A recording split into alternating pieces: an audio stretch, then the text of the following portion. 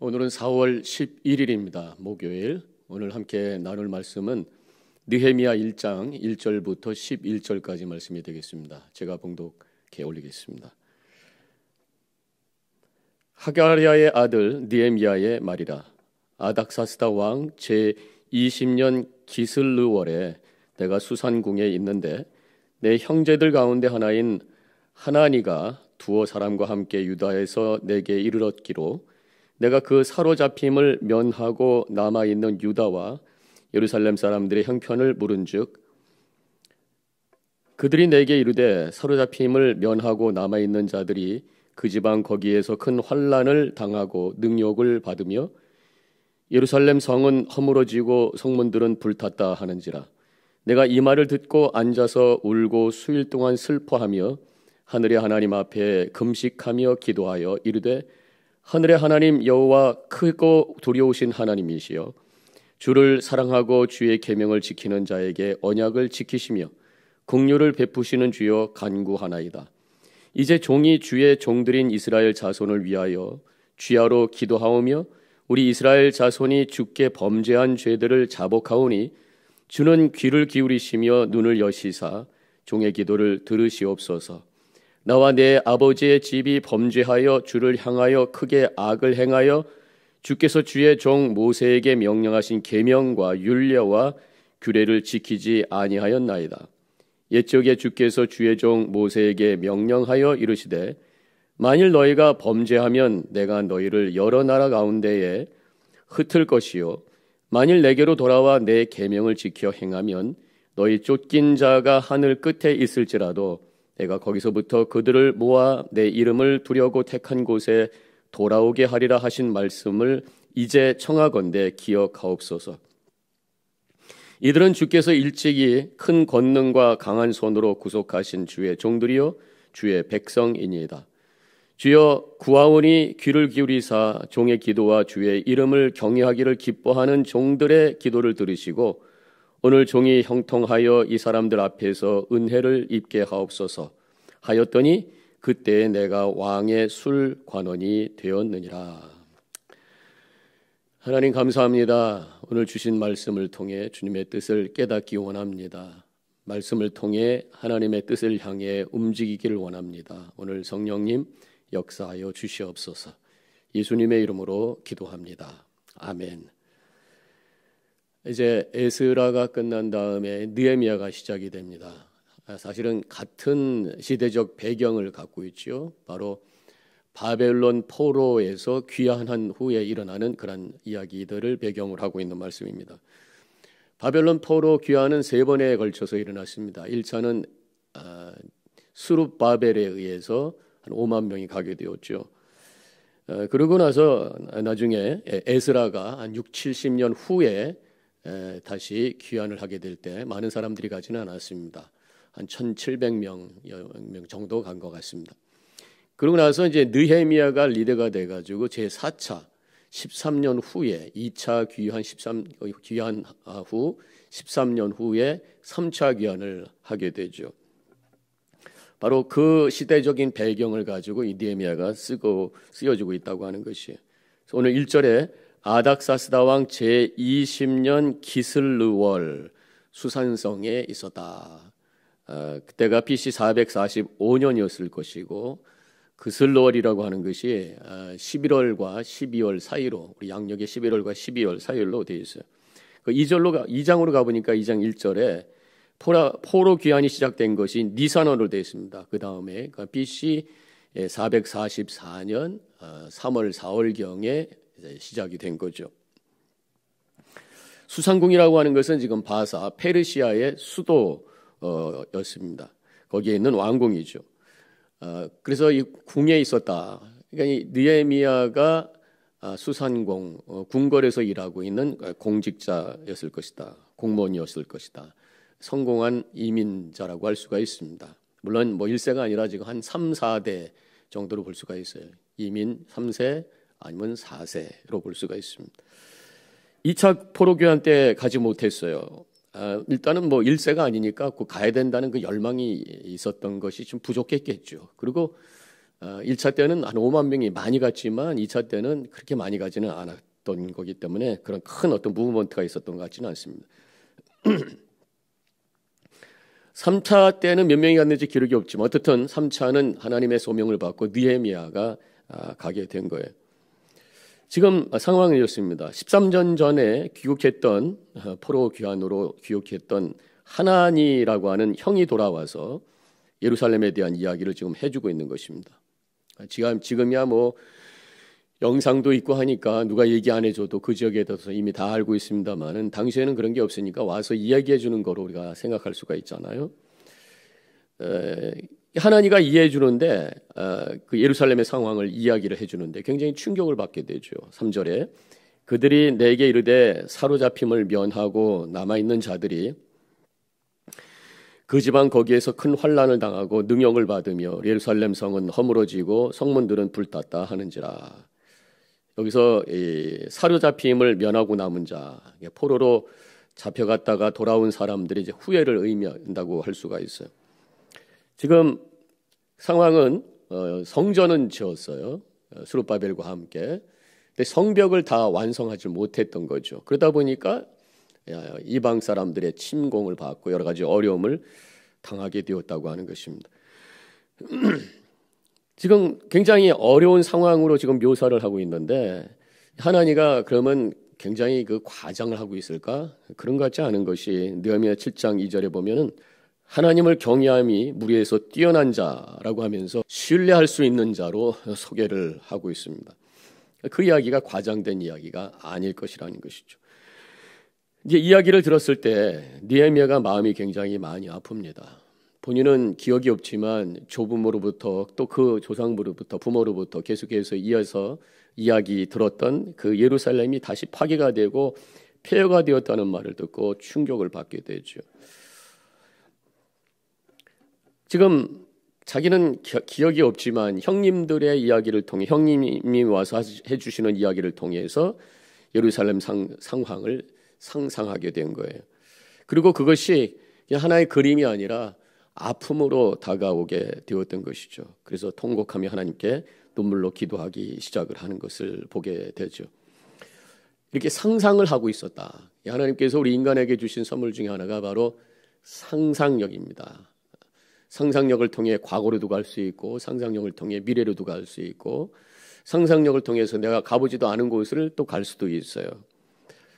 상상력을 통해서 천국도 갈 수 있고 상상력을 통해서 지옥도 갈 수가 있고 이 상상력이라고 하는 것이 우리를 굉장히 풍성하게 하고 또 지혜롭게 할 수 있다고 하는 것입니다. 세상을 상당히 통전적으로 볼 수 있는 지혜를 갖게 된다는 것이에요. 그래서 요즘에 이 교육학에서도 이 상상력을 자꾸만 발전시킬 때 그 아이가 품성도 좋고 또 지혜롭게 성숙하게 잘 자랄 수 있다. 그렇게 말하고 있는데 현실이 오히려 그 상상력을 막고 있는 현실에 우리가 살고 있습니다. 뭐 인터넷이라든가 여러 가지 그 미디어 시대에 살고 있으면서 상상력을 할 필요가 없이 스크린으로 너무 잘 나오고 있잖아요. 그러다 보니까 상상력을 자꾸만 하지 못하게 되면서 이 발전에 인격 발전에 여러 가지 문제를 가져온다고 할 수가 있습니다.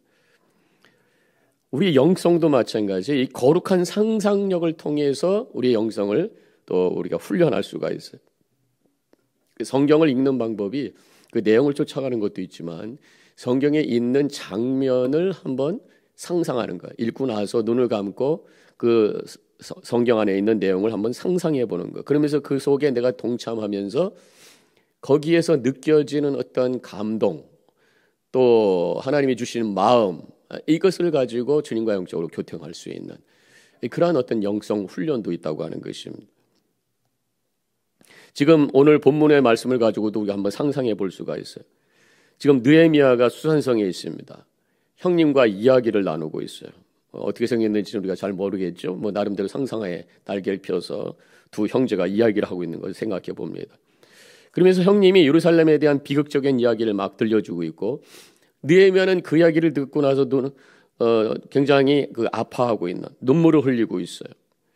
그리고 골방에 들어가서 창문을 열고 하나님을 바라보면서 저들을 불쌍히 여겨 주옵소서, 내가 할 일이 무엇입니까? 막 탄식하면서 기도하는 모습을 우리가 그 자리에 가서 한번 바라보는 거죠.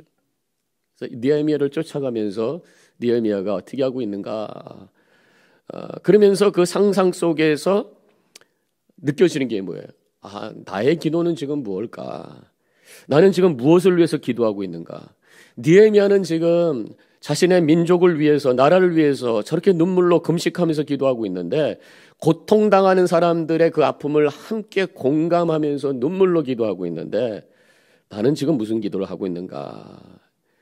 내가 지금 함께 공감하면서 아파하면서 눈물 흘려 기도할 대상이 누군가?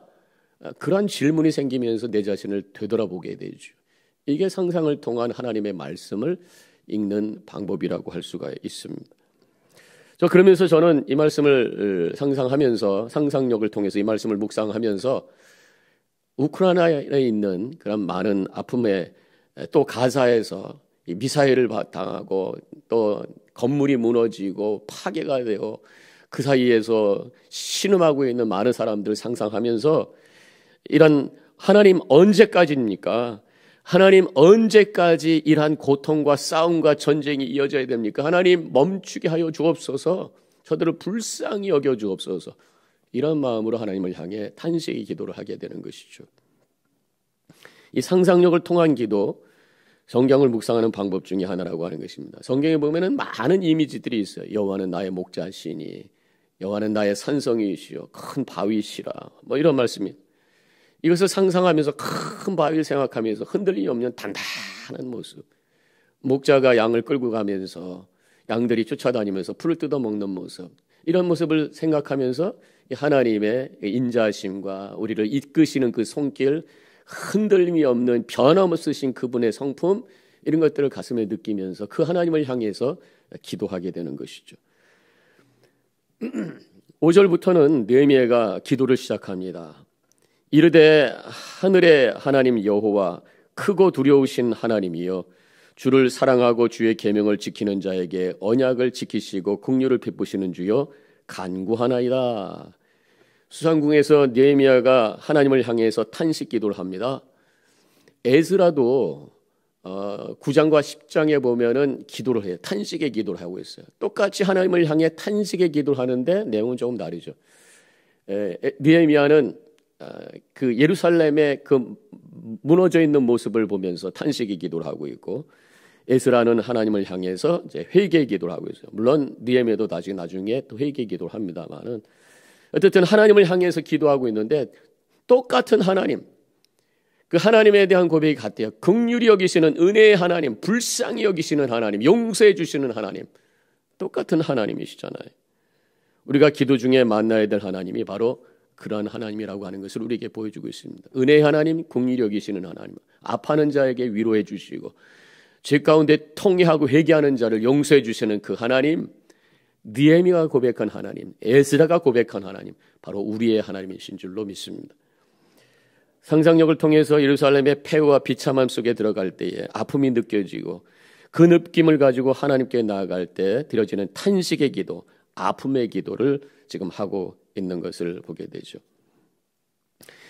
우리의 기도가 바로 이런 아픔의 기도가 있어야 될 줄로 믿습니다. 다른 사람의 아픔을 공감하는 기도, 느헤미야의 기도, 에스라의 기도와 같이 우리의 죄를 바라보면서 아파하는 그러한 기도, 말씀을 읽고 묵상할 때에 나의 죄된 모습이 발견되고 그것을 향한 하나님의 탄식의 기도가 되어야 된다고 하는 것입니다.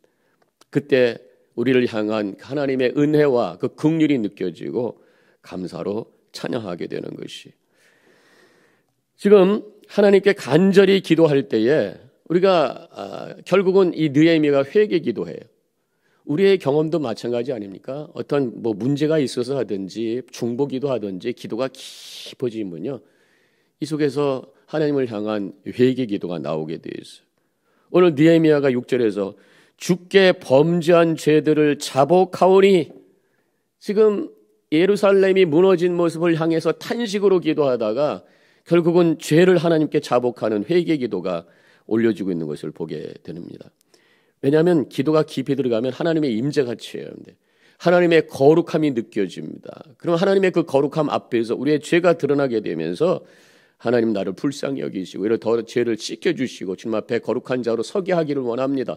서게 하여 주옵소서. 이런 간절한 기도를 하게 되고 그때 십자가 앞에 엎드려 기도할 때에 주님께서 주시는 용서와 그 은혜를 체험하게 되면서 감사로 주님을 찬양하게 되는 것입니다. 근데 깊은 기도는 거기서 끝나지 아니하고 사명으로 움직이게 돼 있어요. 이스라엘로 돌아가게 하옵소서. 이게 느헤미야가 고백한 기도죠. 9절에 이렇게 쓰여져 있어요.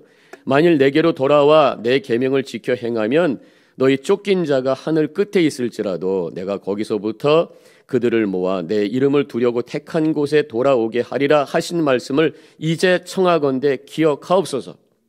하나님께 돌아와 말씀을 지켜 행하면 어디 있든지 택한 곳, 곧 예루살렘으로 돌아오게 하신다고 말씀하신 것을 기억하시고 나를 이제 돌아가게 하옵소서. 예루살렘을 향한 그런 비전, 귀환에 대한 비전을 가지고 기도하는 것을 보게 돼요. 처음에는 불쌍히 여겨서 하나님 저희들 불쌍히 여기옵소서. 그러다가 회개 기도가 되고 그 다음에 하나님 내가 거기를 향해 돌아가겠습니다. 어떤 그런 귀환에 대한 비전이 생기. 지금 이 느헤미야는 말씀을 가지고 기도하는 것을 보게 됩니다. 말씀을 기억하옵소서. 하나님의 말씀을 가지고 기도하는 거예요. 말씀을 읽고 묵상하면서 하나님께서 주시는 여러 가지 말씀이 있잖아요. 약속의 말씀, 책망의 말씀, 그런 메시지를 받아서 그것을 붙들고 기도하는 이게 가장 하나님께서 원하시는 기도라고 믿습니다. 약속의 말씀을 붙들고 하나님 이 약속이 이루어질 줄로 믿습니다. 그런 확신을 가지고 기도하는 소망의 기도. 명령의 말씀을 붙들면서 하나님 이 말씀대로 내가 살기를 원합니다. 살지 못함을 회개합니다. 진정으로 주님 앞에 회개하는 기도. 성경을 통해서 계시하신 하나님이 누구신지를 고백하며 하나님 은혜의 하나님이신 줄로 믿습니다. 그 하나님을 갈망하면서 나갈 때 그 하나님이 임재가 체험되고 그 하나님을 만나는 역사가 우리 안에 일어나게 된다고 하는 것입니다.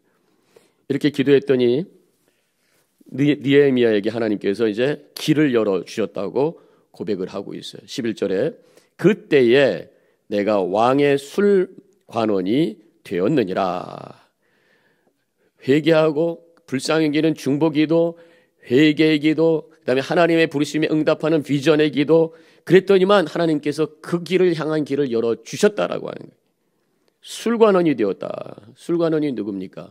왕 앞에서 늘 술을 같이 마실 수 있는, 왕이 마시기 전에 먼저 독이 있나 마시는 거예요. 아무도 없을 때 또 같이 마시는 다 상대자가 되는 굉장히 가까운 관계가 되는 거예요. 신뢰할 수 있는 관계가 되는 거란 말이에요. 결국 그런 관계를 통해서 나중에 예루살렘으로 돌아가게 되는 그러한 일들이 이루어졌던 것을 우리가 보게 됩니다. 가슴으로 하는 기도, 말씀으로 하는 기도, 그러한 기도를 가지고 주님 앞에 나갈 때 하나님께서 들어주시고 하나님의 뜻이 이루어지는 복된 삶을 살게 되는 줄로 믿습니다. 다시 한번 우리의 기도가 어떤 기도인가? 내 뜻을 이루는 기도가 아니라 말씀을 붙들고 그 말씀이 이루어지는 기도, 말씀 안에 있는 주님을 향해 나가는 기도가 되어서 하나님께서 기뻐하시는 기도, 응답하시는 기도, 하나님의 임재가 체험되는 기도로 하나님께 영광 돌리시는 복된 삶을 살아가시기를 주님의 이름으로 간절히 축원합니다. 기도하겠습니다.